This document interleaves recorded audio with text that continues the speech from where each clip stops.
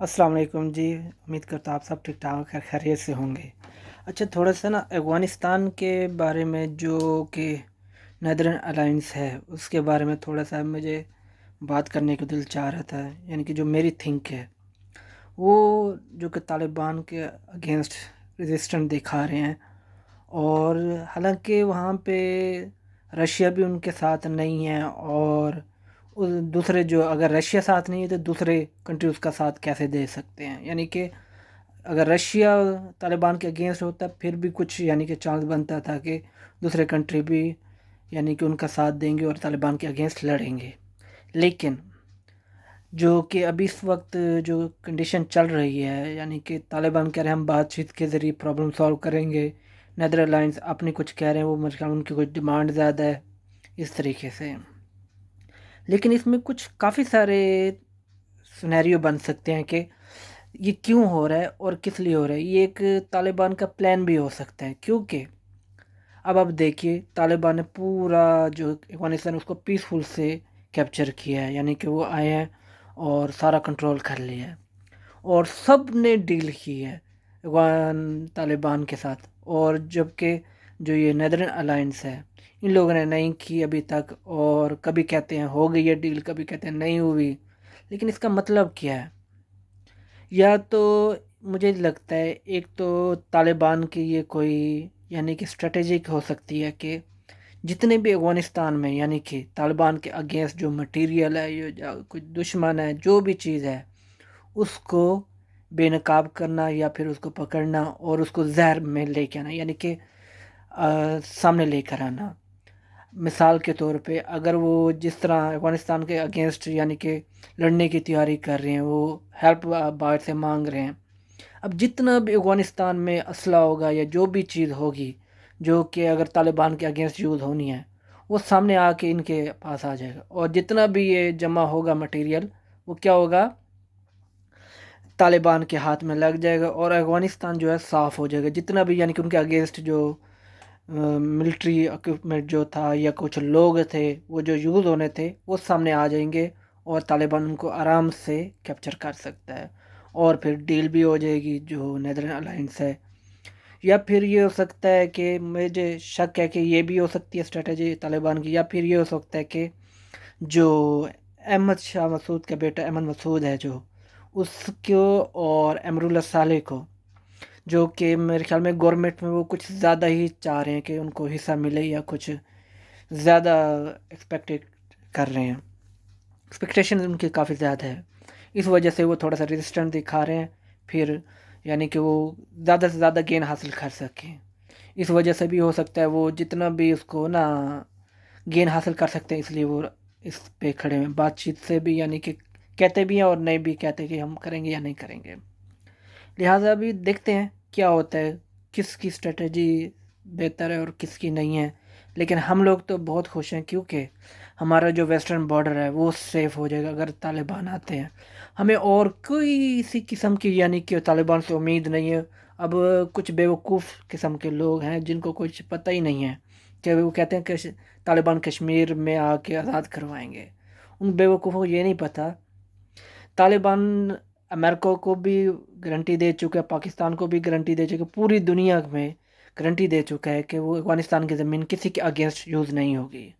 और वो इसके ऊपर मेरे ख़्याल में करेंगे भी। अगर अफ़गानिस्तान की ज़मीन इस्तेमाल हुई या तालिबान गए किसी और कंट्री में अटैक करने के लिए, कुछ करने के लिए, वो तो जो इन लोगों ने वादा किया वो तो टूट जाएगा। और ये ज़बान के बहुत पक्के होते हैं जो कि पठान होते हैं, लिहाजा वो ऐसा कुछ नहीं करेंगे कश्मीर वगैरह में। ये सब बकवास है, और मुझे नहीं लगता कि वो कोई रूल तोड़ेंगे। दूसरे नंबर पे जो कश्मीर का मसला है वो जंग से हल, मुझे नहीं लगता वो जंग से हल होगा, क्योंकि जंगों वाला जो टाइम है ना वो अब ख़त्म हो चुका है। अब दुनिया में जंगें जो होंगी वो बहुत ही शायद कम होंगी। हाँ, अगर किसी मुल्क को दबाना है करना है सैंक्शन के ज़रिए या डिप्लोमेसी के ज़रिए, जितने भी अगर उसको तंग किया जा सके उसके ज़रिए, जैसे कि पाकिस्तान को किया जा रहा है एफएटीएफ के ज़रिए, दूसरे आईएमएफ के ज़रिए, या और भी बहुत सारे फोरम है उसके ज़रिए। इस तरह से ना कंट्री को तंग किया जाएगा। जबकि वॉर जो है ना वो अब यानी कि कोई वो सोल्यूशन नहीं हो रहेगा। दूसरे नंबर पे अब आप देख लीजिए जो कश्मीर है वो पाकिस्तान इंडिया की जंग से भी नहीं सॉल्व होगा, होगा तो सिर्फ और सिर्फ पीस और डील से होगा।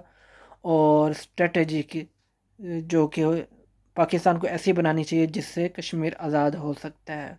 और ये नहीं है कि पाकिस्तान घुसेगा या पाकिस्तान की फ़ौज जाएगी, कश्मीरी खुद आज़ाद अपने आप को करवाएंगे, कश्मीर आज़ाद होगा, वरना कभी नहीं होगा और कोई नहीं करवा सकता।